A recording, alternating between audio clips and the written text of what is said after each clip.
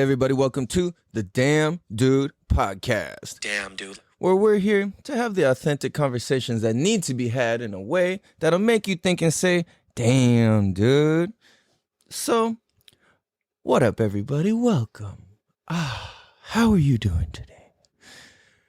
Grab your blankie, grab your towel, grab whatever comforts you, and come and grab your loved one. Grab your favorite animal, your stuffed animal, your favorite fart blankie, whatever it is. Pull up a chair, kick back, recline in the recliner, and let's damn dude and chill. Damn, dude. No, what up, you guys? I hope you guys are having a beautiful day today. And yeah, I mean, you already know we're here to keep it realer than an ant feeler. Keep it realer than a potato skin to a peeler. And, you know, realer than the difference between chocolate and vanilla. Oh, God. Is knowing how to set up an intro, like, actually valuable? Does that matter to you guys? Like, or... It seems to kind of just be like a big joke to me, so... That's kind of where I'm at with that, I suppose. No, we got a good show for you guys today. We're gonna be talking about all sorts of cool shit. I got $1,300 jacked from me the other day, and that was pretty weak. That was literally everything I had in my account, and in that account they emptied the whole thing, and I'm just like, oh, okay. So that happened. I shared my grades on the internet from high school and junior high. We're going to get into that a little bit. A message for my kids. We're going to get into traveling, not letting go, all sorts of shit. Like I said, this whole intro thing is not my strong suit, so you'll hear me try and practice it a little bit here and there to kind of try and set it up for like normal people who like that stuff, I guess. Who enjoy that stuff. No, so it's interesting. So I wanted to start this off like I've been thinking about and having a lot of trippy conversations with a lot of different types of people from many different walks of life lately. And it's been tripping me out, and that all kind of led and pointed me towards where we're headed with this conversation. Ooh, now I have a cute little squirrely really do pet and love and cherish and squeeze.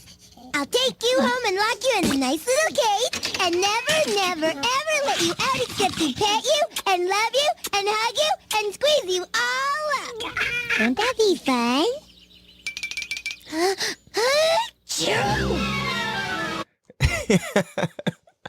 So what is that supposed to mean? I've always got weird little riddles in the show, if you haven't noticed.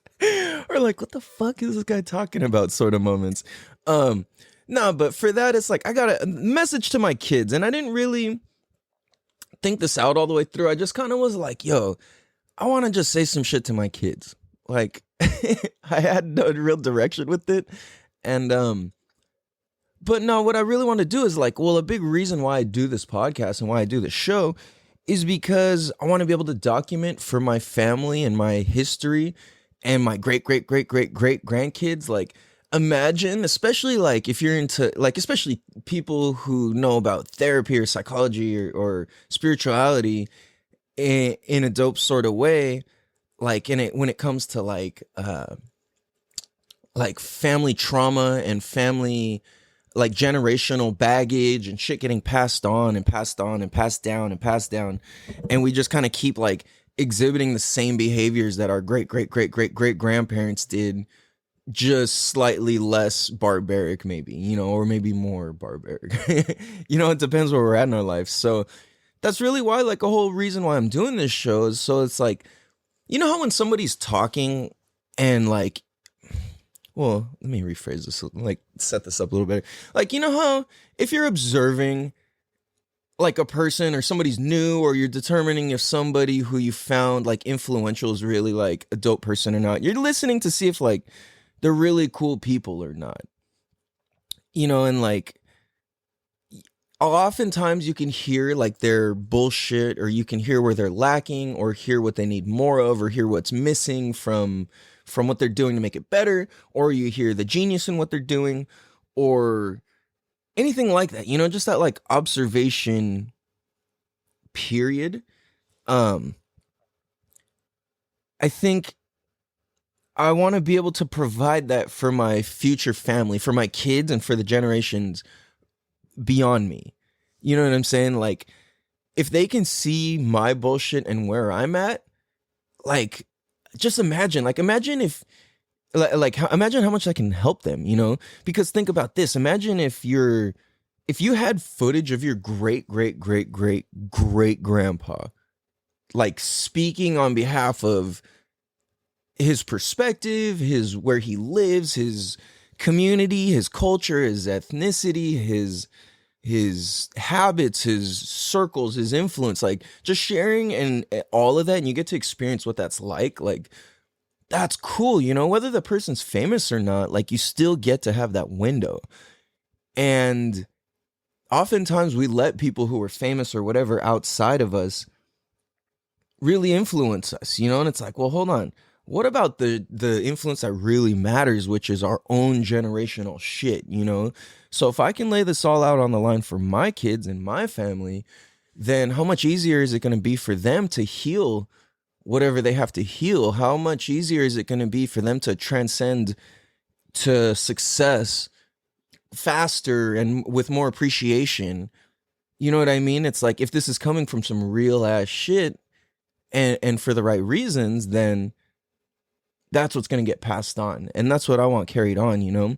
And whether my last name ends up changing at some point, you know, it's like that happens if you have a certain amount of girls in the family at certain points, and then like and you know, and the last name changes or whatever, you know? To me, I don't really give a fuck, because like, yeah, I got pride for my last name, but at the same time, somebody just gave us our last name.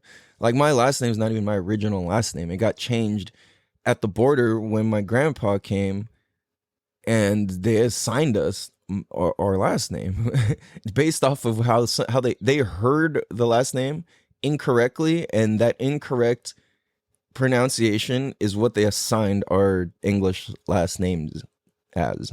And that's from China, you know? So it's like they're speaking with accents and stuff, and the people here just like, oh, that sounds like this, and they wrote that down, and that's for our last name.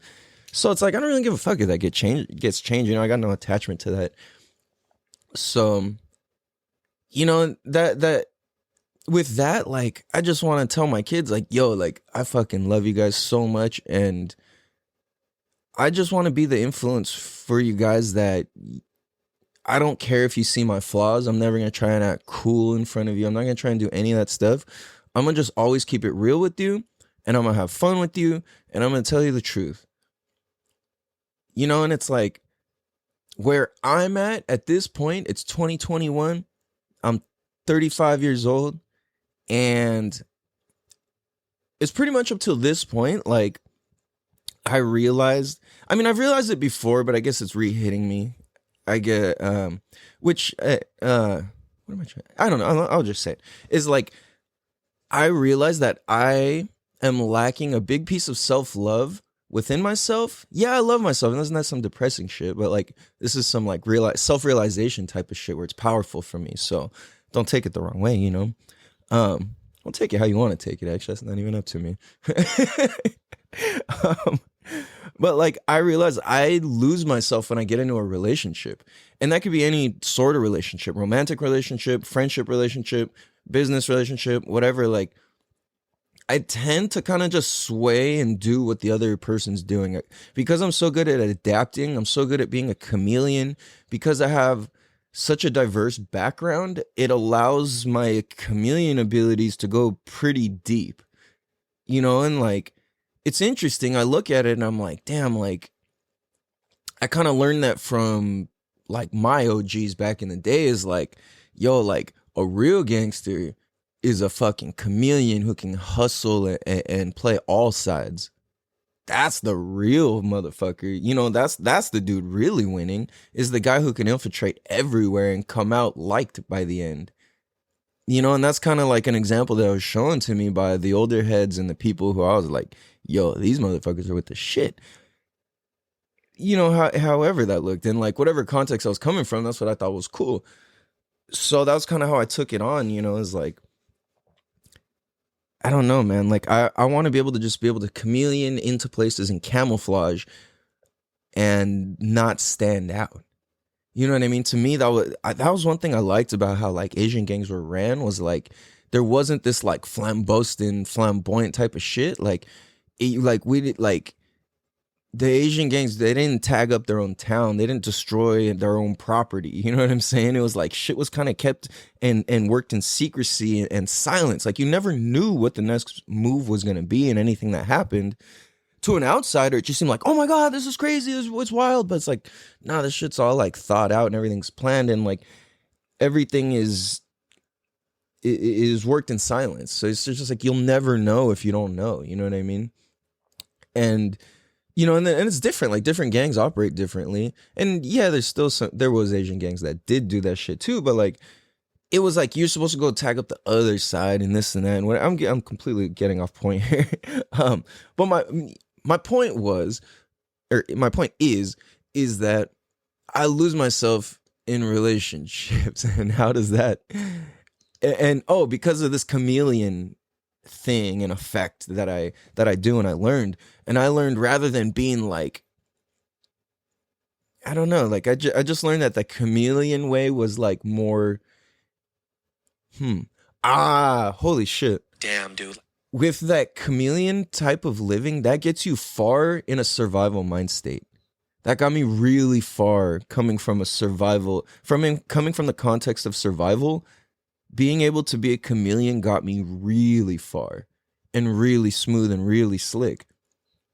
So that's trippy, you know? So what happens is, because of that, I just kind of adapt and conform to what the other person wants. Not saying that I'm going to stop doing the shit I love and that I don't have my ground rules, but like, I'm not gonna, I don't know. It's like a lot of times I'll just like kind of conform to what the other person likes to eat or spend their time, or you know, stuff like that, and I tend to lose a piece of myself. So why am I like, and so like I said, I'm sharing that because that's probably my biggest weakness that I have. And like you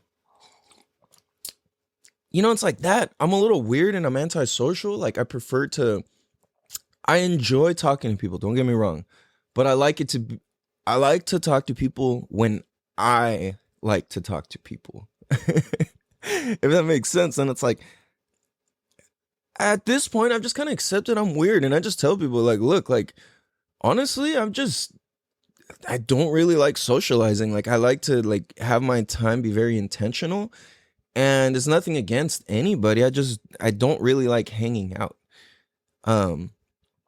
I do, and I make time for it, you know, but I would say, maybe I shouldn't say I don't like hanging out, but how I like to delegate my time is these days I like to delegate it to, you know, creating this show, creating my business, creating my life, creating my happiness, creating whatever I want to create, you know? So that's, you know, that's kind of where I'm at.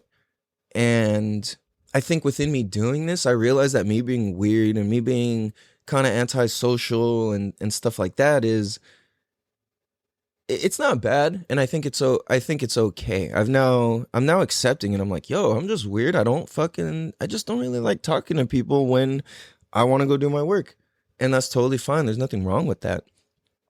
And you know, we all come from like a different place and a different context, but more specifically for the people, if you're in my family or down my generations or under my influence or in my circle or anything like that, you know, like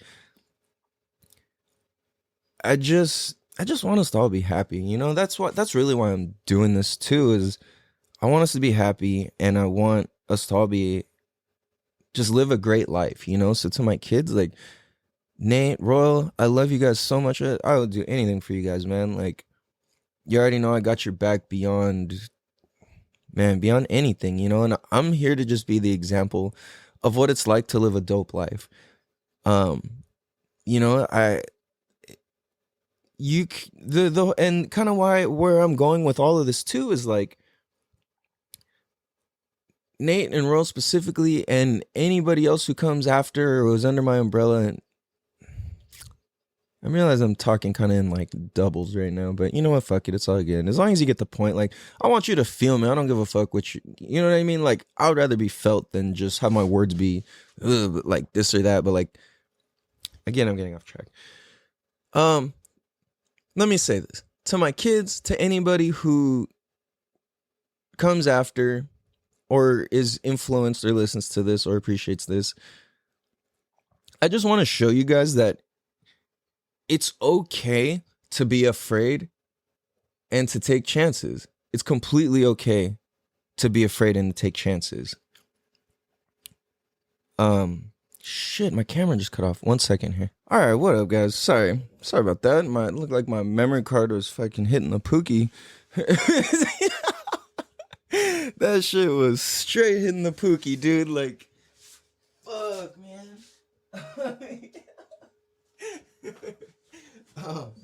I was all in the middle of something serious and deep and shit too. So no, I didn't lose it though. Actually, I usually do.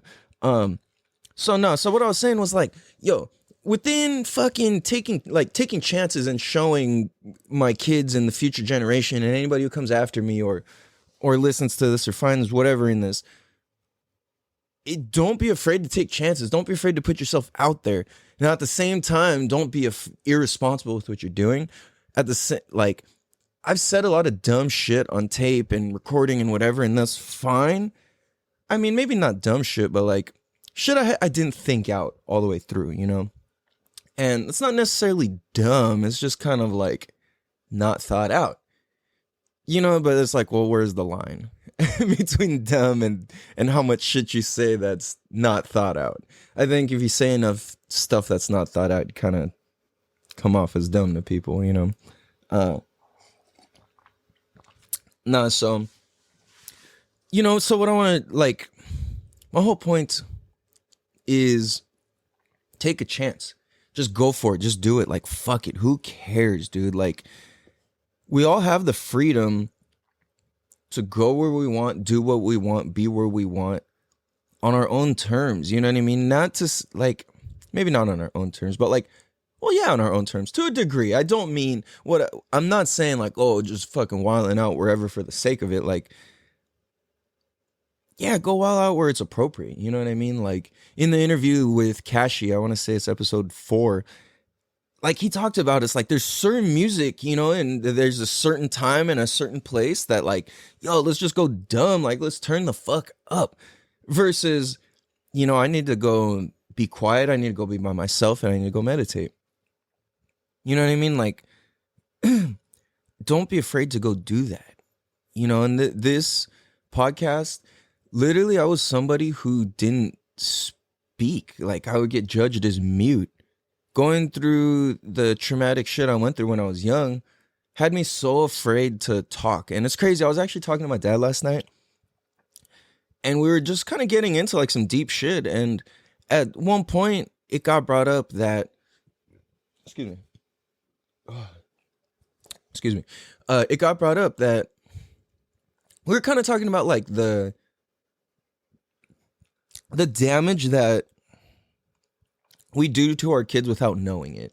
You know, shit that we would have done differently or how he would have done differently or, you know, and I'm relating this to me and my kids and also back to me, to my dad, because it's like, what stuff is there? Is there anything I haven't healed with the way that anything's happened? You know what I mean? So it was interesting because I was telling him a story. I was like, damn, you know, like to me doing this podcast is the scariest thing. Uploading my videos to YouTube is the scariest thing, which I just did last night. So if you're a listener of this and you catch this, videos are up on YouTube. I haven't told anybody yet. So if you're a real listener, you'll catch that. Go check it out. We've got episode 1 and 2 loaded up right now. The last piece of episode 2 is actually finishing up right now. They're all in 3-4 piece segments, basically. Anyway, this is the scariest shit to me, because when I remember I was little, we went to Big Five. We were in Mira Mesa and we were at Big Five in Mira Mesa, McTown. I know Mira Mesa. And we were there, and I remember I was a little kid, and this was like, I want to say this was a little after my sister died, maybe like right after. And my sister, my grandma, and my aunt, they all passed away in the same month when I was in first grade. So I remember we went to Big Five, and I don't know what we were doing there, just looking around or buying shit or whatever. And I had to go pee so bad. I'm this little rugrat with a mullet, and I'm just like so scared to talk. Like I was just a shattered little kid. And I was so scared to talk. Like I felt like my voice was so invalid, and I just didn't know how to be a human, you know? Like I didn't know how to be a kid anymore, I should say. I didn't know what it meant to be a kid anymore. So we go to Big Five, and I have to pee so bad. And I remember asking my dad, can you ask him if I can go to the bathroom, or ask him where the bathroom's at? Because they didn't have just like an open public bathroom. Like you had to go into the like back of the store, you know what I mean? Like to the stock room and all that shit. So it wasn't just like somewhere you just walk by yourself. You had to ask somebody. And he's like, no, go ask him, dude. And I was like, no. And he's just like, what, bro, like, come on. And I remember I was like, I made that, I didn't even have there was no choosing in what I was doing. I was just so scared. I was like, I'll pee myself before I have to go. I will pee myself in the middle of the store in public before I go ask that dude, before I have to go, you know, before I go speak up and talk to that guy. And I remember like, and it was crazy because last night I just looked at my dad's face as I'm telling him this, and he kind of, and like, I think he remembered it, and he's just like, fuck. Like, damn, you know, like, fuck. Like, you know what I mean? Like, what can you even say? Like, and, you know, I think back to that, and I think about how nerve-wracking it is for me to speak up, because I would have rather peed myself in public than to have had to use my voice for my basic human needs. You know what I mean? Like, damn, it's like a lot of us would complain, or I would complain, like, damn, they make us have to ask to go to the bathroom, you know, at school and shit like that, or at work. And I'm like, man, like, we should never have to ask to go to the bathroom, you know? Like, that's a basic human right that we all deserve and participate in, and you shouldn't have to ask another human, you know what I mean? It's like, can I go to the bathroom because this is your time, not mine? You know, it's like, that's fucked up, dude. Like, yeah, people milk it and whatever, but people only milk it because it's like we've fucking squeezed them. You know, milk only comes out when you squeeze. So, you know what I'm saying? It's like, fuck, we squeeze the shit out of people, and it's like, then obviously you're gonna go play fucking video games or take fucking hour and a half long shit because you just don't want to do your work or whatever, you know, like, you know what I mean? Oh, jeez. So, you know, with all that being said, this is the scariest, most impossible thing for me to do, to be speaking on the mic, to be putting my voice out there, to have my conversations and my thoughts and my inner thoughts. Like, when I record this, I have to freak out for like 3 hours. Maybe not freak out, but just like kind of run around and just, like my whole life is at question and stake. And I can't just, I'm not just like, okay, sit down and record. Like, I have all, like, I'm discovering that my process is I write down ideas in my phone and my notes throughout days or whatever, and then what I do is I'll come back, and whatever the last ones are, I'll just write all those down if they're good into my notebook, and then I'll number and put them all in order in my notebook. So I'll show you if you guys are watching. If you watch the video version of this, here's all my shit. I go through and then I try and do it in order. A lot of times, like, I don't know, I don't really follow it exactly, but it's just kind of like a guideline, you know? So it's like, if I get tongue-tied or I forget exactly what I'm doing, like, I don't know, it's a fucking mess. There's lines, I don't know if you guys can see this really, but like, there's lines drawn everywhere. Like, it looks like a tornado. I doubt anybody else could read this and figure out what it means and like how, like as far as the order and structure, they'd be like, where, what? Like, why does the second thing written down say lastly? And then it says last again on the other side, and then it says last, and then it's like, and then there's an arrow from there drawn all the way up to the first part. Like, no, you know what? So why am I sharing that? Is because like you gotta let your craziness be fucking crazy. Like, Nate, let your music be crazy as fuck, bro. Like, who cares what I think? Who cares what your mom thinks? Who cares what anybody fucking thinks? Let your music be fucking crazy, bro. Like, let it all out always. Remember, you perform always like 2 million people are watching. Always, no matter what, where you're at. Always play like 2 million people are watching. And Royal, I know you are a badass on the drums already. You just turned 2, but I like anytime I come into the house, you're on the drums singing, like screaming and whacking the drum set with like actual rhythm. I'm like, how in the heck does this kid do and know all this stuff? That's well, always, just like I tell you, brother, play like you're playing for 2 million people always. Because once you get used to playing for 2 million people always, your crowds are just going to only get bigger. You know what I'm saying? And you guys are free to do whatever you want, however you want. I will say things. I will give my input and my criticisms here and there, whatever. Maybe not criticisms, but like constructive criticism. You know, I'm never going to stop you from doing what you're doing. If it's something that's like leading you down a fucked up path, I'm going to tell you, I'm going to lace you up. I'm going to give you my own examples, but I'm not going to force you or stop you to do anything. Like, you guys are free to do whatever the fuck you want and go wherever you want, whenever you want. And you know what I mean? Just make sure you honor your word and your integrity first, and then you're free to do that. You know what I'm saying? I think that's the only rule I have for you guys is do what you love with integrity to what you said you're going to do.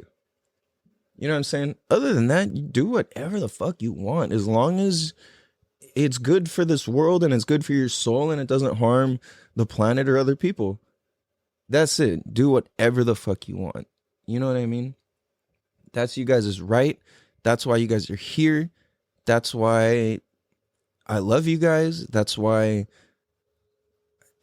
we chose each other. You know? It's like, don't ever fucking, like, always question normal. Always fucking always question shit, you know? Accept the answers that you want to accept, but always be open to, like, change your mind, change your attitude, adapt, unlearn, relearn, breathe. You know what I'm saying? Eat good, exercise, go outside, change your environment when your imagination and creativity gets stale. Do that.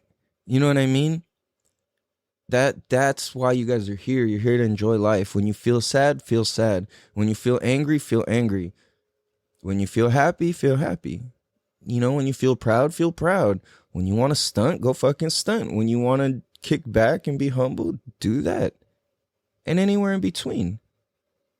You know, and that's the example I want to set for you guys. And Nate, you know, like, I know you remember, like, fuck, we sold everything we owned to go to Hawaii. Not to go to Hawaii, but to live in Hawaii. You know what I mean? It's like your mom and I were in our early, we might have still been in our 20s even. I might have been 30 already. That's 5 years. Yeah, we were in our late 20s, early 30s. And like, we were able to make that happen. That's supposed to be like impossible. You're not supposed to be able to do that until you're old and retired, or if you're just from there, if your parents are rich. Like, clearly we didn't have any fucking money. You heard the stories. But we made it happen because we weren't afraid. I mean, we were afraid. Oh, let me rephrase that. We were absolutely afraid, and we still did that. And just think about that. I know how down you are, Nate. Shouldn't it be like you're fucking down, bro? You were the downest of down. Just be responsible, man. Honor your word and your commitments, and just continue to always be down and have fun and fucking be creative, man. Be weird. All your weirdness, all of anything, just embrace it, dude. Don't stifle it. Don't try and conform or fit in with anybody. like, it doesn't matter. Have people conform to you, you know, or don't even come from that. But if it's gonna be one way or the other, like create the ripple. Don't ride that wave. You know, create the wave. Don't ride it. Go ride the real waves. Create your own. You know, in life and business and school and relationships.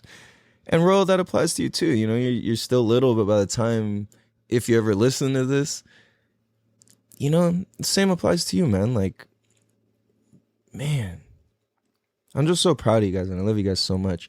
And, you know, you're free to move wherever the fuck you want. Take chances. And that's what I have to say to my kids and, like, to the people who are influenced by me by any means, you know?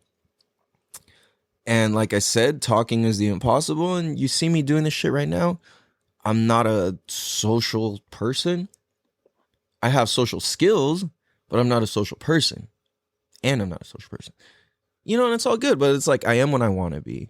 So that's fine too. If you're social all the time, go be social all the time. That's fine, you know? So, you know, it's really interesting is like, they are like, oftentimes I feel like, let me think about this. Like, where do I want to go? So I want to talk about this real quick. It was interesting. Like, I was talking to my brother the other day, and he just went to Tennessee recently, and it was like snowing as fuck, and he needed like a big luggage to like actually fit stuff that would like be appropriate. But it's funny because he packs so light. Like, whenever we go anywhere, like, we can go somewhere for like a week, and this fool's got like 3 t-shirts and like enough underwear and socks and like 1 pair of shoes and like a phone charger. You know, just like, bro, like, what the fuck? Like, he only has a JanSport backpack. Like, this fool very rarely brings anything more than like the absolute basics. He'll just wash his shit, just basic. But it's funny, I was cracking up because he was actually like bringing a bunch of shit, and he's like, damn, like, I actually need stuff this time. And then like, I don't know, it's funny. And then we were just talking about like traveling with a lot of money or not a lot of money, and just, you know, different ways. And like, I was talking about how like, dude, I'm used to traveling kind of on like bare minimum sort of shit, because I kind of just decide to go like, let's go. So I don't really like plan and save up and do all this shit. And he's like, damn, like, I'm used to always going anywhere, like wherever I go and I travel, I'm used to just balling out. Like, I want to have a lot of money. I want to go do a lot of shit and, you know, like do all this stuff. And like, I was like, dude, I get that. You know, like, I've done that too, obviously. But like, I don't know, it's just funny because we were just, you know, it's like not one way or the other, but it's just an open conversation. And that just had me thinking like, damn, traveling light is a fucking experience. Like, especially if you go somewhere that's like somewhere, you know, it's like you go out of the country, you go out of, you know, like you're now somewhere where like people don't speak the same language. You're somewhere where you literally know nobody else. You have no family, you have no backup, no support, no nothing, and not even enough money to buy a jacket if you needed one, or if you lost your toothbrush, you couldn't even afford a new one. Like, that type of shit. That is some real eye-opening shit. Because, dude, the perspective and experience that you gain from doing that is just absolutely wild. Like, so check this out. Last time I went to Peru was, holy shit, that was a year ago now. Damn, no. Was it? Yeah, holy shit. Damn, okay. 2020 just fucking passed by quick, man. Excuse me.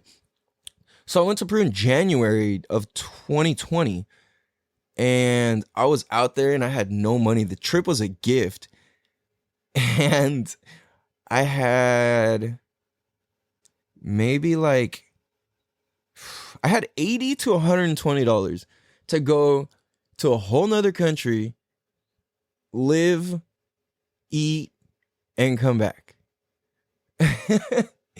Like, literally, oh my goodness, the perspective that I gained from doing that was absolutely off the charts. For one, at the airport, I couldn't buy food. I couldn't even buy water. I couldn't do none of that shit. Like literally all my money was like, this has to go to living and like surviving in Peru. So granted, part of the trip that was covered was like my lodging and food for a good portion of the time, but there was the other several days on each end of this where I had to like, you know, use my money or hustle or barter or whatever.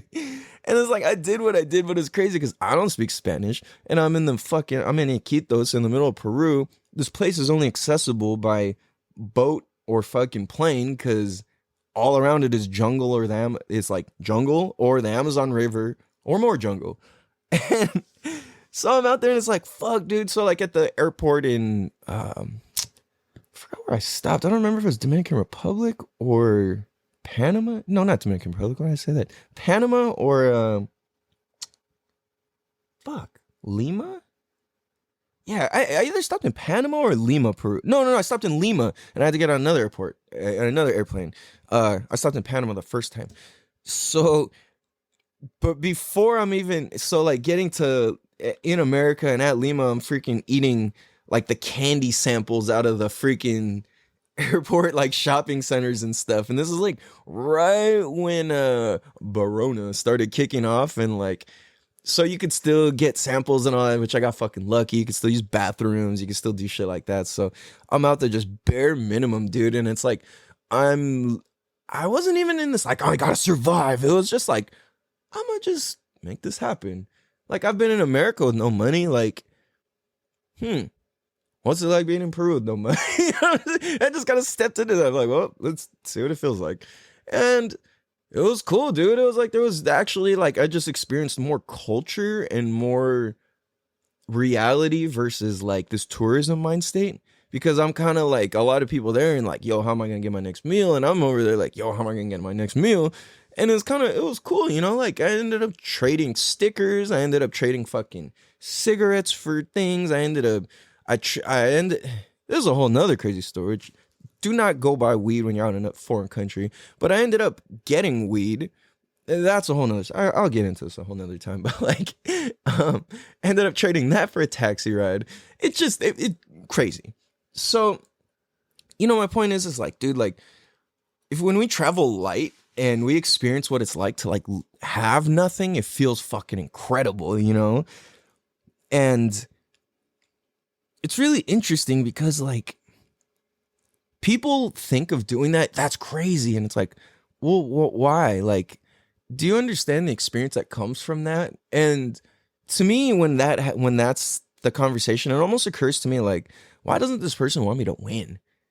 You know, and like, I feel like that, and it's easy to feel like that, like growing up in a small town or like knowing people for a long time, because like when you don't outwardly get support from people who you've known for a long time, like the feeling is like, why don't you guys want me to win? Like, what the fuck, you know? It's kind of how it occurs. Like, I don't hold that against or to anybody or any of my people I've known for a long time or anything, you know, like, because every time we see each other, like, obviously, why would we not want each other to win? But like, at the same time, it's uncomfortable. It's super uncomfortable, you know, like if two people come from the same place and then somebody starts progressing in different ways of life, or, you know, and this goes either way, like it's easy to like feel certain types of ways or be like, oh man, like what the fuck, like, or why him, or why not me, or how come her, or why not me, or, you know, shit like that. And then like we start comparing and doing all this weird shit, and like I realize it's just uncomfortable for a lot of people to have that feeling underneath, and then at the same time be like they really do want you to win, but underlying is that feeling, and it's like anybody might not even know why, you know, and it's like, so it's kind of like this uncomfortableness because like I want you to win, but at the same time, like, why not me? Like, what the fuck? You know what I'm saying? Like, it's a trip, dude. So I don't know, it's really interesting. That kind of leads me to my next thing I was thinking about, which was like having a lot of stuff. And this is interesting too, because it's kind of like the same thing with like this kind of ties together with how I was talking about like traveling with nothing and the experience that you get, and in combination with like the uncomfortableness of how people perceive traveling with nothing. It feels like, oh, like you should do it this way. You shouldn't do that. And it's like, that can come off as like, why don't you want me to win, you know? But it's like really why they're saying that is for your best interest, because they don't want you to go hungry. They don't want you to worry. You know, so it's like this double-edged sword, which is really interesting. So somehow, I don't know why those two things kind of like stemmed off of the same idea, which is like a lot of us hold on to our items and our things and our valuables in order to maintain control in life. You know, and like, this is crazy, dude. We're gonna jump deep in this because this is tight. Oh shit. So yeah, dude, we're gonna take a quick break. I'm gonna sip my coffee, smoke a bowl, and we're gonna fucking jump into this like stuff people control. That doesn't sound that cool, but just listen. Yeah. We'll be right back. Damn, dude. All right, guys, we back. So just know, excuse me, if you haven't caught on by now, we smoke on this show, and yeah. So if you're ever gonna be a guest, just know that you don't have to participate, but that does happen. So hate it or love it, that's what happens. And if you're watching this video, I know people are gonna rip me. That bong's so dirty. Yeah, it's pretty fucking dirty. I need to clean it. This is at like its limit, so it's like 2-3 days old, probably. The water in it. Anyway, so what we're talking about is like, like holding on to our shit, our stuff, like our valuables, our items, our belongings. Holding on to them is oftentimes to have a sense of control in life. And this is really interesting because I realize people who can't let go of their stuff, or people who are so attached to their stuff, or people who hoard or things like that, are walking a very fine line of depression and normality. Damn, dude. Like, that's just my observation. I'm not a professional, but I'm not a professional at that.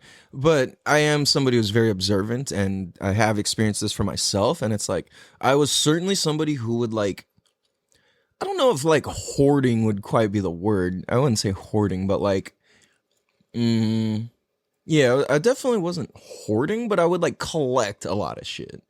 You know, like I would just keep a lot of shit, like stuff that had sentimental value. I would just hold on to it, and I would just keep it for so long because I was just so broken for so long that, and having nothing for so long that anything I came across, I'm gonna just keep this shit. Like, you know, like fuck, I cherish this, I appreciate this, but I realized I'm appreciating the wrong things. Because the stuff I was appreciating was like just forming attachments. And all I was doing was being attached to my items. And being attached to items, like, why would I be attached to my items? I'm attached to my items because real life is scary. Real life is depressing. Real life doesn't feel good. Real life doesn't occur as a cool or good thing. I need my stuff because it allows me to control life. You know, it allows me to have a sense of safety. You know, and it's like, it's interesting that just owning items can provide a sense of safety. And it's like, how does it even provide safety? And it's like, well, because it provides a sense of familiarity. You know, it's like when things are familiar, things are not unpredictable. You know, things are predictable. You know, when everything looks the same every day, everything feels the same every day, it's predictable. And at the same time, that's so boring. It's like watching the same show over and over and over and over and over and over and over and over and over and over again. Even if it's your favorite show, at some point it's going to get so predictable and so boring that like it's just kind of like the thrill is gone, you know? So it's like, okay, well, now I have to say I'm a such and such fan, and I have to rep that hard still because that's part of my identity, and it creates safety because it's like our items become part of our identity. And that's kind of scary to think about because it's like, who are you when you're stripped of all your shit? You know what I mean? Like, like they say I know it's at least in the Bone Thug version of Fuck the Police, is like, without a gun and a badge, what do you got? Like, without a gun and a badge, what do you got? Just a brother in a uniform waiting to get shot by me. But it's like the point is like, well, without the gun, without the badge, what do you got? Like, who are you? And it applies the same both ways and every way, you know, like without your car, who are you? Without your motorcycle, who are you? Without your clothes, who are you? Without your company, who are you? Without your business, who are you? Without your job, who are you? Without your title, who are you? You know what I mean? Without your skateboard, who are you? Without your scooter, who are you? Without your horse, who are you? Without your video games, who are you? Without your TV, without the internet, without your weed, without your drugs, without your pills, without your coffee, who are you? How many people know who they are beyond, like, outside of all that? You know what I mean? And it's like, when we're confronted with and asked, like, who we are, we don't know. We most of the time just go identify with our stuff. Oh, I'm somebody who rides motorcycles, skates, owns a business, and has a podcast. No, that's what I do. Who am I? My name's Calvin, California Cal. That's me. No, that's your name. That's your nickname. That's your, you know, that's your name. Who are you? Well, what I've concluded is, who am I? I am somebody who creates fun, connectivity, openness, and a safe space for authenticity. That's who I am.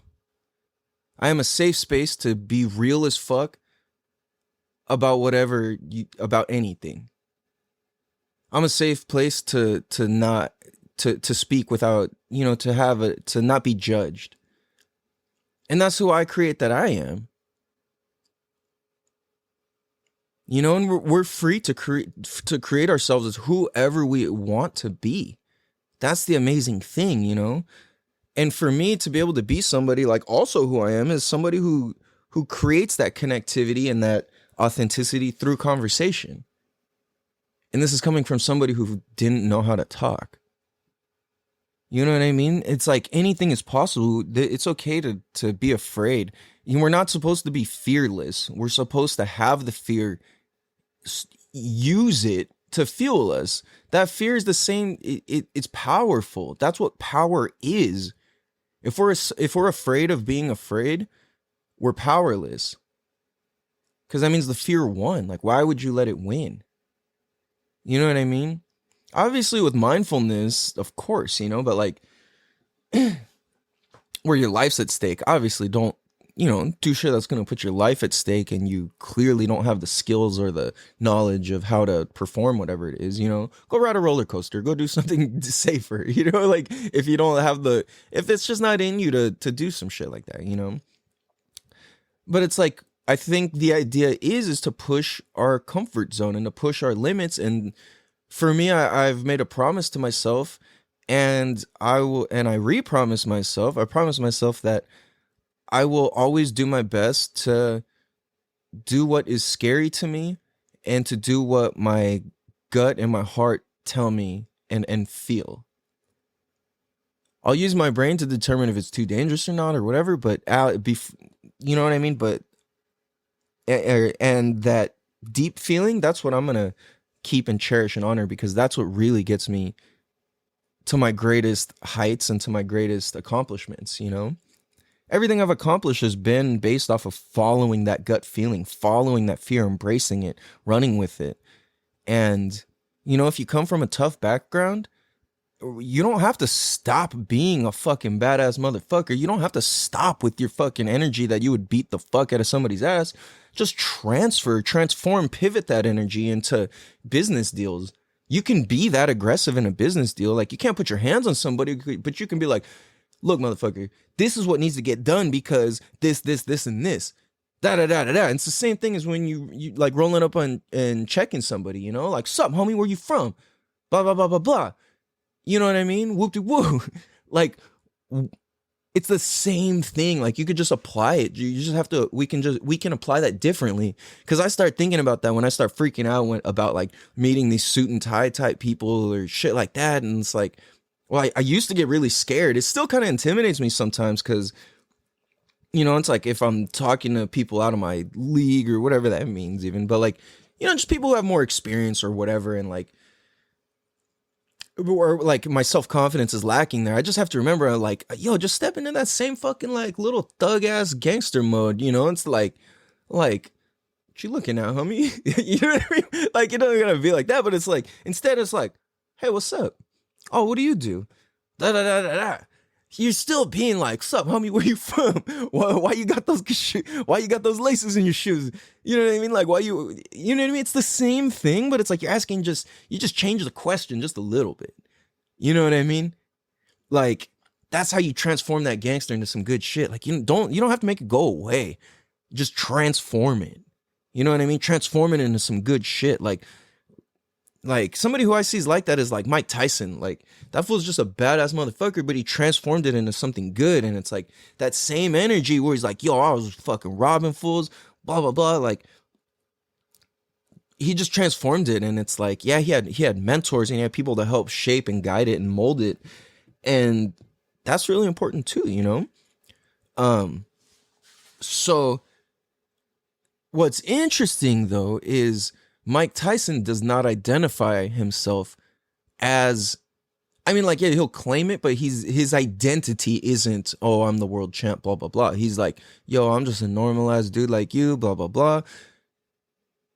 And that to me is fascinating because it's like, he's not world champ. He's not the cars. He's not the girls. He's not the rumors. He's not the abuse. He's not the this. He's not the that. He's just who he is. He's a real person. He's a being. And that's why I look up to Mike Tyson so much. And it's one of my dreams and goals. Like, if anybody knows Mike Tyson, please plug me. I want to be on his podcast or have him on my podcast, or I just want to be friends with him, man. And I think that's so cool because it's so easy to identify ourselves as, I'm a fucking father, I'm a this, I'm a that. Like, yeah, that's cool, that's noble. But it's like, who are you without, you know, outside of that? I mean, that's part of it, you know, being a father, mother. That's definitely a real ass thing, you know. But like, I guess I didn't mean to say that. More just like, or, oh, I'm a mechanic, so I act like this. Or I'm a construction guy, so I talk like this, you know, like shit like that. It's like, that's just being like really irresponsible, you know. So, yeah, man, it's interesting. Like, get rid of your shit. Like, I highly recommend it. It feels so good to just get fucking rid of everything, dude. Like, if you haven't gotten rid of all your shit at least once, or like the majority of it, dude, I promise you, try it. Getting shit back is so easy. Like, it's kind of ridiculous. Once you do it, you're like, whoa.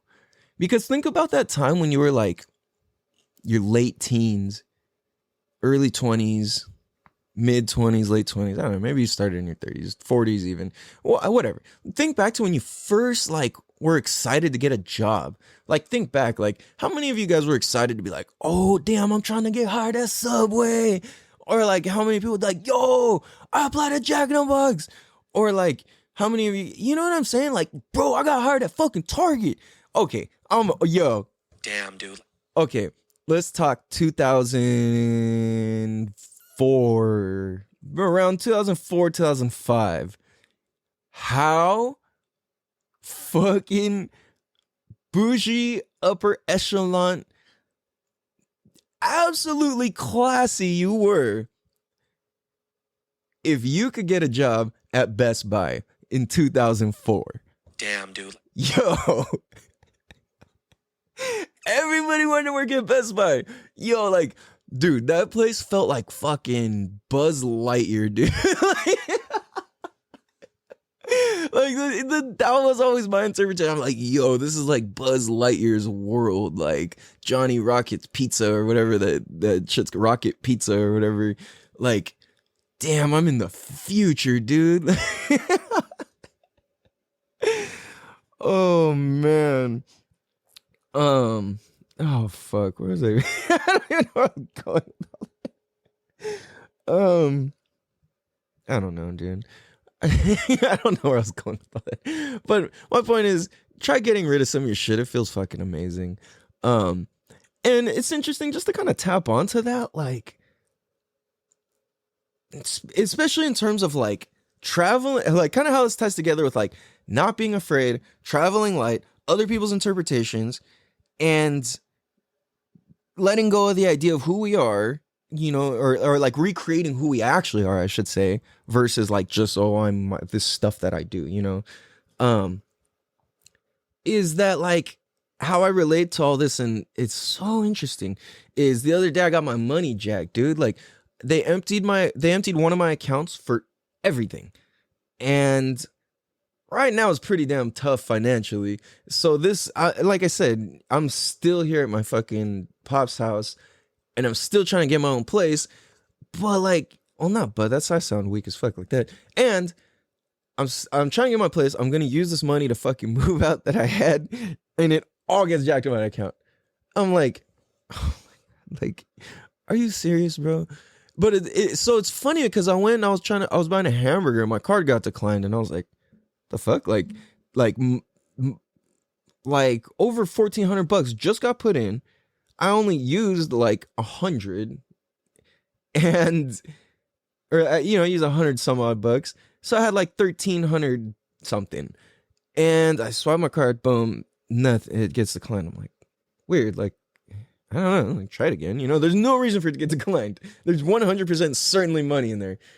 And I tried again and dude's like, yeah, bro, it's not working. I was like, wow, huh? Like, what the fuck?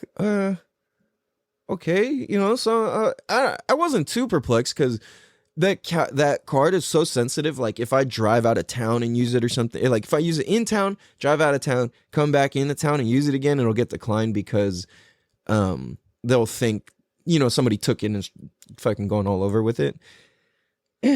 And so I just happened to be like, I only went to Ramona, you know, but that was far enough to get flagged once before. So I was just like, okay, maybe it was because of that. So I wasn't tripping. I just paid cash and then I call it and it's like, I'm listening to the pass and it tells me, yo, there's $0 in your account. I'm like, huh? Like, I couldn't even believe it. Just didn't even register as real. So I'm just like, did I spend it? You know, that's what goes on in my head. Like, did I assign this to some bills that they accidentally took too much or something? You know, like, I don't know. Did I accidentally type in an extra digit paying a bill or something? Like, but I'm like, no, hold on. It wouldn't be exactly $0. So I call and the recording, it only tells me how much, or I'm sorry. So it tells me my last 10 transactions, but it doesn't tell me in detail. It doesn't tell me the name. It'll just say used on gasoline purchase, used on sporting goods store, used on purchase or used to purchase food. Like it tells it like that, but it doesn't say the actual place. It just tells like the genre of, or like the, however, you know, subject class type of store. And, so I'm just like, wait, what? And I hear there's like several hundred spent at sporting goods store. And then I hear there's a deposit. And it's weird because the deposit's larger than I'm allowed to deposit out of an ATM at one time. So they would have had to gone to the bank. But in order for them to go to the bank and deposit all that, they would have needed my ID at least. And they didn't have that. So I'm like, the fuck, they managed to do it online. I discovered this later. They managed it. So it just says like bank withdraw. And it's more than I can take out of an ATM. So I'm just like, this is weird because I didn't lose my card or anything either. So I'm just kind of like tripping out, like, what the fuck? So, this was pretty late when I discovered this. It was already like past when the place is open, closed or whatever. So, so I call her next thing, first thing in the morning. I double check, make sure I wasn't tripping. And I'm like, yo, this is legit $0. And I'm like, okay. And so I call and I go through the whole process and they're like, okay, well, we'll cancel your card and we're gonna, they asked me a bunch of security questions, all this shit, and then they're like, okay, well, we're gonna try and get your money back. It can take up to 45 days. And I'm like, oh fuck, it's 45 days, that's a long ass time, bro. Like, fuck. But but this is interesting. That was just what happened in my head. I were like, just quickly. I was just like, whoa, that's a long time.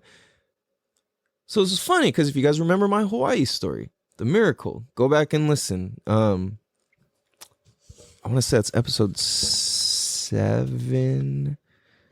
No. Probably 5. I don't know. Anyway. So go back and listen if you don't know what I'm talking about. So I'm like, I have no money. It's gonna take 45 days. Like, and what's interesting is I didn't even trip out once about this. Like from when it happened that night and then to the next morning and until now, like I'm running out of money. I've probably got like $50 left maybe. And it's going to be another week and a half till I have access to more money again, till I get paid again. And so I'm just like, fuck, dude. But, I really haven't been tripping because of my experience of knowing what it's like to travel light, to travel with nothing, to have nothing, to get rid of all my shit on purpose. They say you're not a real hustler if you can't go they say you're not a real hustler if you can't go broke and make it back twice. You know what I'm saying? So I decided to do that to myself on purpose. So I knew how to handle that if that were to ever occur later. I'm just like, well, fuck it, let's do it. And for the life experience is well worth it.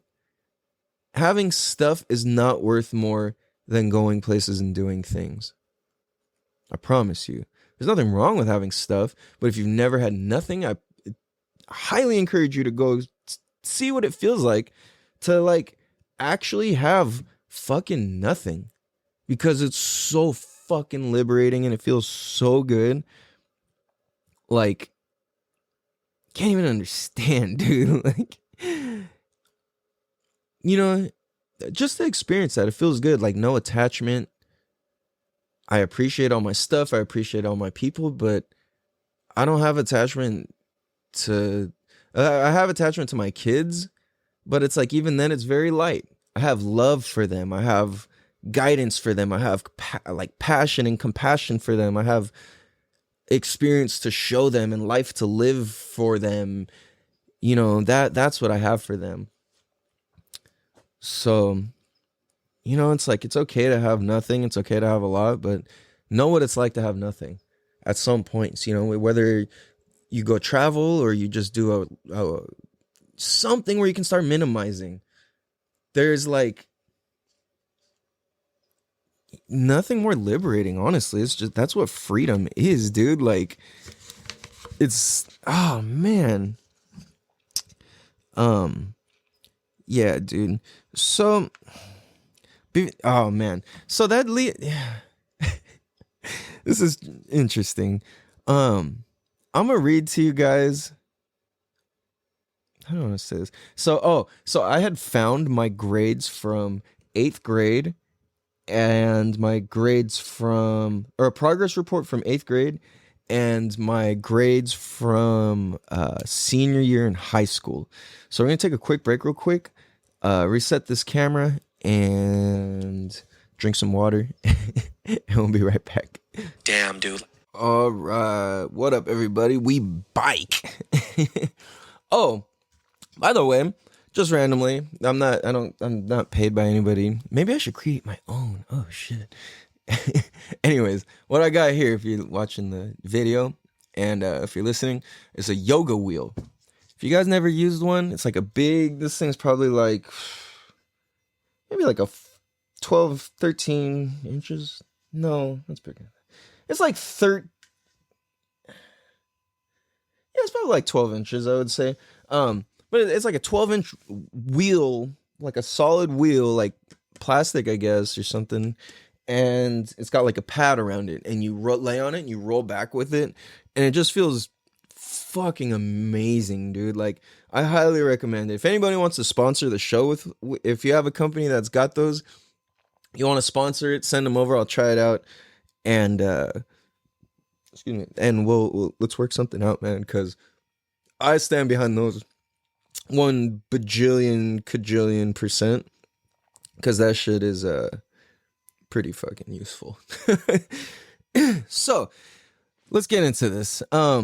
So this is crazy. So how this all so I was gonna get into talking about my grades that I had found, and this actually ties back into the whole rest of the conversation we've already been having.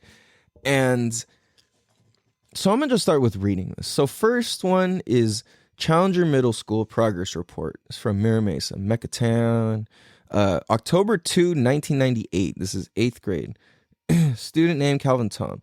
Okay. So I'm supposed to get this form signed by my parents and bring it back. And so it has your school grade and then the citizenship grade. So this is my 8th grade progress report, and I didn't even get the shit signed. I just chose to get in trouble for not doing it versus actually getting it turned in. I figured it was less punishment. So advisory was period 1. I got an F and a U. They were just straight up like, well, fuck you, bro. And then period 2, PE, but it's crossed out because I think I broke my big toe that year, and I just sat in advisory all day. So kind of surprised. Maybe I showed up. I don't know why I got such bad grade in that. Anyway, period 3, social studies, an F for grade and G for citizenship.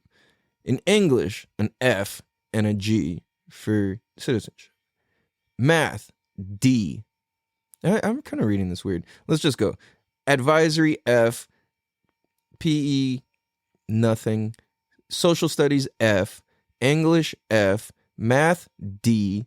Standard, E. Maybe that means standard English? I don't know what that means. Or education. Oh, standard education. That was like the dumb kid class.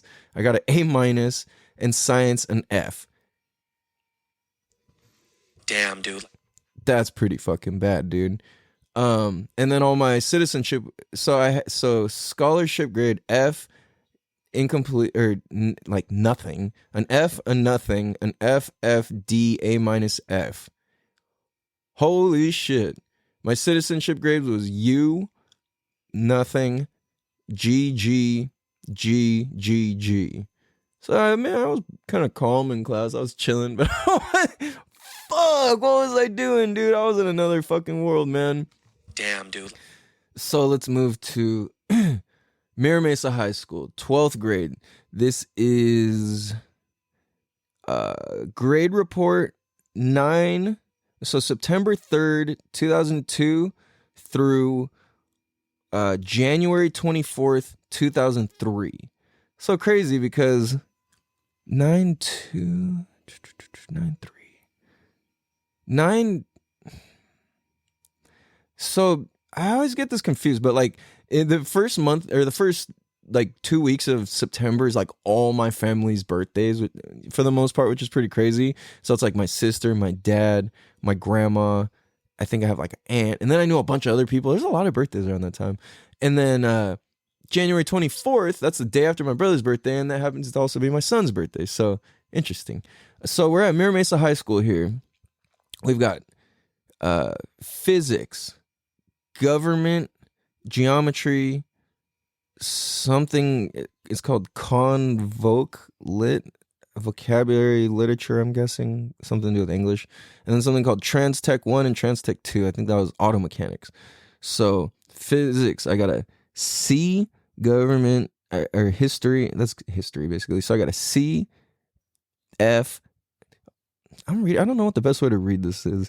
So okay, so I got a C in physics, a F in government, an F in geometry, an F in English, and a C and C's in both periods of auto mechanics. And then citizenship, I got an N, N, S, N, E, E. Fuck, dude.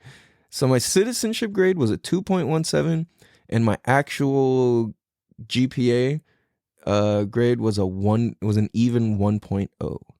So I had a 1.0 in my senior year of high school. The worst I ever did was a 0.03. That was in 8th grade at Challenger there. And then let's see what the remarks are. It says, absence, truancy affects grade, not turning in assignments, more effort needed, failure to reach proficiencies, not turning in assignments, absence, truancy affects grade, not turning in assignments. That's what everybody had to say about me. And then I just noticed this part recently after posting this up. So keep in mind, this is between September and January. I was like so checked out, dude. So I had, and this is going to give you guys a good insight, especially if you guys are parents or you know people who are like this and you just cannot understand why they are how they are. You worry about their future or any of that type of shit. I hope this is really like impactful for you guys because I am that guy who was the fuck up kid. You know what I mean? Like I got the grades here to show it. And so period 1, 24 absences. Period 2, 16 absences. Period 3, 15 absences. Period 4, 11 absences. Period 5 and 6, 10 absences each. That's a lot of absences between September and January. So you may ask, where was I for 24, 16, 15, 11, and 10 of my classes? I was eating Mexican food with my girlfriend at the time and eating McDonald's ice creams in the morning. Your boy was making some money and I didn't give a fuck about much. And it was keeping me out of trouble. Because it was all right around here where it was around this time where I got accused of murder and I got in trouble. And this was like right before I got... Oh, actually, interesting. So if you listen back, especially in episode 1 where I kind of tell my story is like when I got kicked out of school and accused of murder and all that shit, got my house raided and all of that was right after this report card that I'm reading actually. Shortly after. Because... Yeah, so that was when all that happened. So it's kind of funny how it all timelines out. So I was just out. I had a job. I was making money. I was making a lot of money for that age. And I was eating... Let's take this back for you real Mira Mesa heads. Because now the building just got demolished. Rest in peace, Mexican food building on the corner of Mira Mesa there. Fucking okay, so the history as far as like my time, it was Alberto's, Alejandro's, and then Kotex. Kotizan. Cotijan, whatever. We call it Kotex. So if you're an OG, especially in Claremont, you know that shit's called Kotex. Like people in Linda Vista, Claremont, I learned that from like my way older homies over there that it's called Kotex. So I was getting real tacos, I was getting fucking burritos, I was getting carne asada burritos, and this was right when like California burritos started becoming a thing because they made it a thing because so many people kept asking for fries inside their burrito, and then they started asking, that's when carne asada fries became a thing too, and it was, a little before this, but this era, and... people were asking for them to make super nachos with fries, and that's how carne asada fries got invented. So that's what I was doing. I was just out eating all of that stuff every morning. We would go there, and then cruise over Jack in the Box, and just fucking feast, and then be like, well, hold up, we're going to be hungry once we're at school again. Go back to the Mexican shop, buy food to bring to school, and then that's when... like there was a good amount, like I said, there's a good amount of people knew me around school, like as always, like how the fuck do you have bomb ass Mexican food at school that's hot like all the time? I don't get it. But so that's what it was, you know what I'm saying? So it's interesting because I look back and I'm like, damn, like those grades were bad, dude, like all of them, and it's like I kind of just told that whole story like it's funny, but the reality is not funny. It's like I was really I couldn't survive at school. I couldn't survive in that environment. It was like all I was shown was that, whoa, oops, I didn't mean to hit that. Like all I was shown was survival, like I didn't know anything else. So that was all I could do to survive is like, I know I'm gonna get in this much trouble, but in order to just face the embarrassment, to not have to face all this embarrassment at school, I'm gonna just fucking, go eat tacos and burritos and ice cream. And that was literally what I did. And I was like, well, fuck, like if I'm getting in trouble anyways, if I'm failing anyways, I've already been trying my hardest and I'm still failing anyways. Why not just go get some fucking burritos? You know what I mean? Like, really, dude? Like, fuck. So then I started looking at it. I'm like, well, hold on. Like, damn, I was a really damaged kid that I even had to do that. But at the same time, I was really creative and I was proud that I was able to do that, because what's the difference between any person that I went to school with now who did good in school, or sorry, what's the difference between any person who I went to school with who did good and me now? You know what I mean? Like, what, like, really, what's the difference? Are they better than me? Are they smarter than me? Do they have more experience than me? It's not that it matters. You know what I'm saying? It doesn't matter. But what I'm saying is, like, it does, is you get what I'm saying? It's like, this goes both ways. It's like, is my life full, like, filled with less experience because I didn't stay at school the whole time? Or do I have more experience because I didn't stay at school the whole time? Or would it have been more beneficial for me to stay at school the whole time and then go experience stuff? You know, looking back, I probably should have just stayed there, because I could have probably picked up on some extra shit that I didn't know and I didn't learn. You know, that would have been useful. But I was always questioning and like, why this, why that? And like, well, how am I going to use this? Like, to me, I took geometry 5 times in high school for sophomore year, summer school, junior year, summer school, senior year. Wait, is that right? Something like that. Oh no, I mixed it up. Junior year, summer school, senior year, summer school, alternative school. I took geometry 5 times in high school that way. And to the way they were explaining it to me, it was just like, I was just telling my homie, it's like, dude, it felt like an acid trip with upside down numbers that they're trying to explain to me logically. Like, you're trying to explain your acid trip to me and want me to understand it logically. You know, it's like, what the? I don't fucking get it. Like, bro, no matter how many times you're telling me this, like, so how am I going to use this? What is this? And nobody would ever tell me. And then at some point when I grew up, I was like, me and my cousin accidentally started a moving company one time because we were just helping people move. And then people just kept referring us. And all of a sudden we were like, had a job, and we're like, oh, well, okay, like, cool. How much you want to charge? Like, well, let's charge this. And we're like, okay. So like, but one time somebody was like, whoa, you must be really good at geometry. And I was like, I just started laughing. I was like, what? And I'm like, no, I'm like, what are you talking about? And they're like, the way you load a car, like, that's geometry. I'm like, really? Like, yeah, that's what all that is. I'm like, what the fuck? Why didn't anybody tell me? I'm a beast at this shit, bro. Like, I can see a whole storage unit and a pile of shit, and I can tell you if we can fit more or less or exactly that. Like, that's a huge natural gift I have, is to be able to just be like, all of that will fit there. I can make it fit. Like, I'm the take 1 trip, not 3 trip guys. And like, I've gotten paid to go snowboarding because of this ability. Me and my cousin Howie, we got paid to go snowboarding because this ability to just be like, it'll fit 1 trip. And other people don't see it. So like, it's interesting because now I'm here, I'm like, damn, okay, like, you know, it's like, fuck, I needed more help than what was available to me.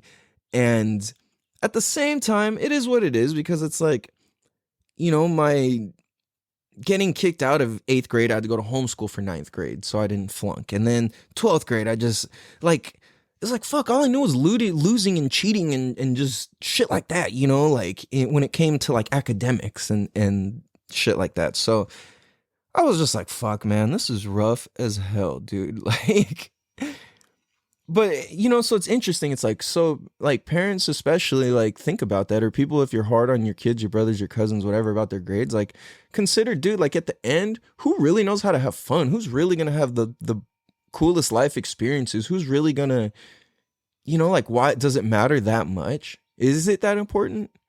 Sometimes, you know, depending what you want to do, it is.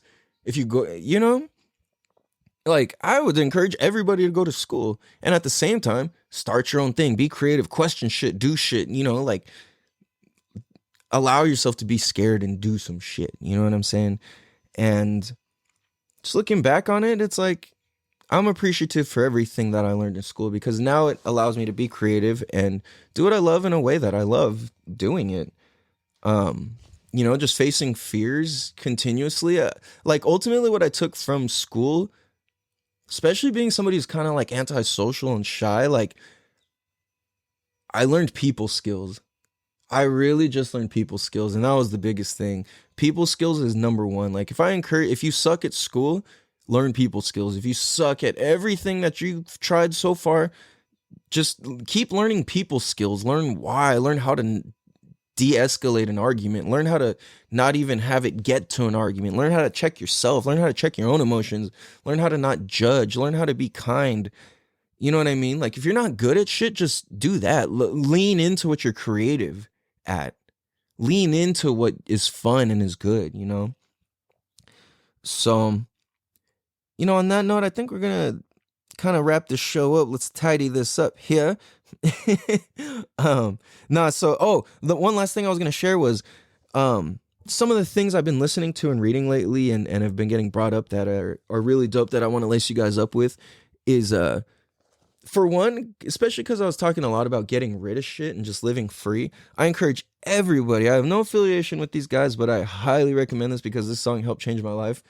And I want everybody to look this up because, look this up and then let me know in the Apple iPod review what you thought or how this hit you because this shit is off the charts. Or holler at us on Instagram at Damn Dude Podcast or Facebook and let us know how the song hit you and how this episode hit you. This is episode 11. Let us know what you think. But the song is The Expendables off the album Gone Soft. It's an acoustic album. They made the music one, but the acoustic one I like way better. So specifically, The Expendables Positive Mind Acoustic. Listen to that shit. I promise you, dude, don't be too gangster to let this song fucking hit you in a dope ass way. You know what I'm saying? That I promise you, check it out. Even if you just listen to it. Another thing, fuck man, I've been listening to a lot of Kodak Black lately. That fool is one of the absolute greatest, dude. I'm gonna say that shit. His creativity and wordplay is absolutely off the charts. His perspective is off the charts, dude. Like right now, I go through a lot of different. Like last week, my favorite was Project Baby 2, and then right now I'm stuck on Lil Big Pac, and Project Baby 1. They're all good, dude. Like they're all good. And I kind of played out the new song Last Day In. That song goes hard as fuck too. But yeah, if you're not familiar, just try and listen enough to where you can understand what he's saying. And you're like, yo, like this is what holy shit. You gotta let your mind you gotta allow your mind to be really fucking creative and flow. And he's on some other shit, dude. But yeah, man, I would love to work with Kodak Black someday. If anybody knows Kodak personally, put us in touch, please, because that would be fucking ill. Next, I always keep David Meltzer at David Meltzer in my ear at all times, as well as Brad Lee, the real Brad Lee at the real Brad Lee. That's Lee, Lea. Wouldn't you say Leia? Like he says, no, do you drink Taya? So that's Brad Lee, Brad Lea, the real Brad Lee. I keep both of them in my ear at all times, whether it's through Instagram, podcasts, books, their trainings, anything. Those are my two biggest mentors that I have. David Meltzer, Brad Lee. I fucking love you guys. Bradley, I want you on my 100th episode. You said you will do 100 episodes. Bomb Squad, I'm fucking paying attention. Hashtag Bomb Squad, I know what's up. So everybody, please go tag Bradley and at David Meltzer to be a guest on the show sometime, because these people are hard to get a hold of and their time is very valuable and their wisdom is very deep. So yeah, shout out to them and anybody who can tag them and link us up. I would appreciate that. And last but not least, but certainly not the feast, is the Beast of the East and my roast beast feast with toes on my sheep. the fuck? Oh, I've been talking and recommending this book. I've been talking about it and recommending it. Only if you're ready. You got to be on some grown man shit and be ready for this. Is the book The Way of the Superior Man. You can listen to Nipsey Hussle talk about it, and you can, if you just Google that, you can listen to me talk about it if you ask. But that book is amazing. I want to say David Dieta is the author. Way of the Superior Man, that book is hard. It'll piss you off a lot because it's going to make you look at a lot of your bullshit and truths and shit like that. So, yeah. So check that out. And actually, lastly, is I'm going to leave you guys with this quote that I just thought of earlier, which is, while everyone is trying to shine, I'm trying to get dirty. On that note, much love. I hope you guys have a beautiful day. Rooster Tail, take us out. That's at Rooster TALE official on Instagram and SoundCloud and all that good stuff. Take us out. Much love. Love all. Peace.